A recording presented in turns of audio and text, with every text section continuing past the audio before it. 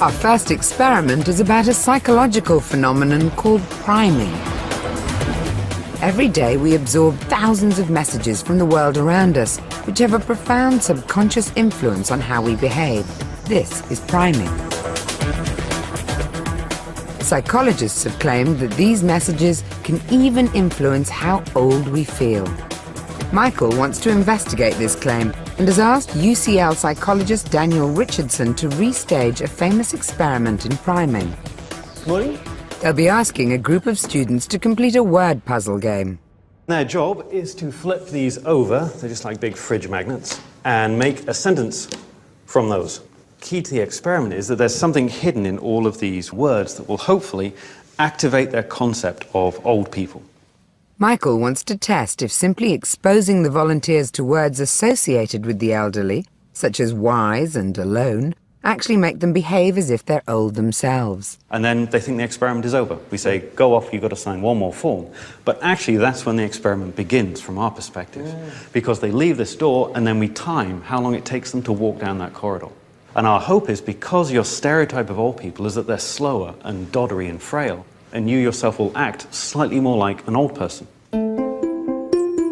The volunteers will be tracked over a distance of 20 meters with invisible lasers, allowing the team to pinpoint precise differences in their walking speed before and after the test. Okay, I think we're ready to go. This is going to be marvellous. Okay, could we have Edith, please? This is the testing room. Do come in.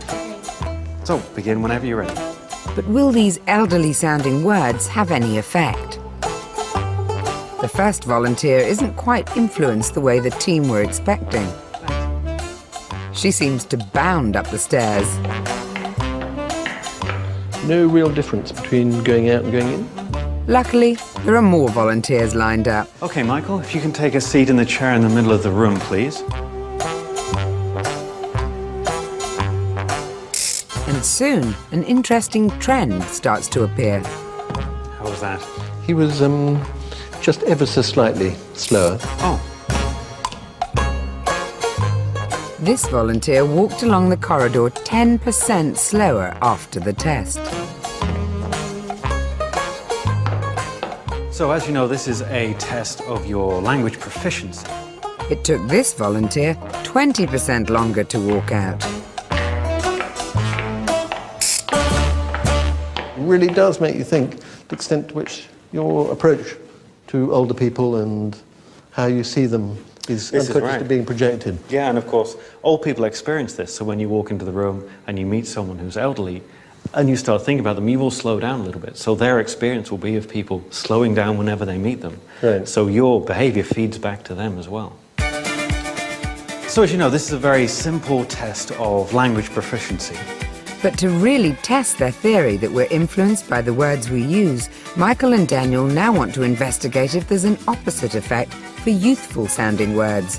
Will these volunteers be racing down the corridor after their tests? Yep, he went in perky, he came out perky. This volunteer walked out 10% faster than when they walked in. Pretty fast going in, and he's even faster going out. The final volunteer's walking speed increased by 15% compared to her entrance. She did a little sprint as she came down the corridor at the end. It's so unlikely that basically a few words planted here and there could actually influence how you think about people. Hello, thanks for coming back. The experiment seems to prove that just a few words can have a direct influence on how we behave. So we told you you'd be taking part in an experiment on language proficiency, and that was slightly true, but not entirely true. We're actually measuring the speed at which you came into the room and then the speed at which you went back down the corridor. The reason was, when you did this test, we primed you. We basically fed words associated very much with old age. Now, you were 2 seconds slower going back, and you were sort of trudging it slowly and carefully. And you came in looking as though, you know, you were off to play a football match. When you went out again, you had the bag in your hand, and it's like you were really, really tired. Were you aware of any of that? Not really. You two got primed for youth. So both of you came in quite fast, and you left very fast. You came in relatively slowly, and then you shot up the stairs. You took them almost in a single bound. You were out of the room. It was very impressive, I must admit. So Thank you very, very much, and I'm sorry if we had to not tell you the whole truth, but it was a really interesting experiment. Hope you enjoyed it. Are they leaving faster or slower? They look just disappointed.